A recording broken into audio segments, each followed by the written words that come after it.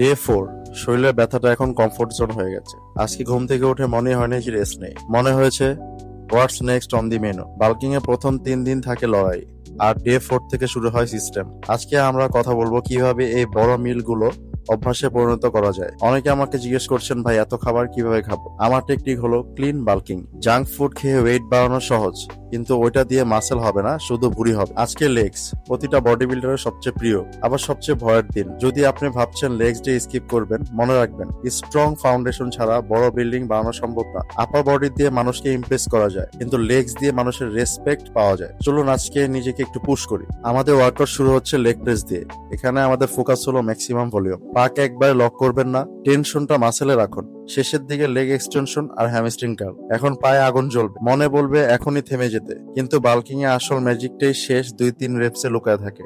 Day 4 শেষ, body এখন adapt করা শুরু করেছে। সবচেয়ে বড় ভুল হবে আজকে যদি আপনি স্যাটিসফাইড হয়ে যান। লড়াইটা এখনো বাকি। আপনারা কি আজকে লেগস করেছেন? আপনাদের ফেভারিট এক্সারসাইজ কি, ব্যাক অর লেগস?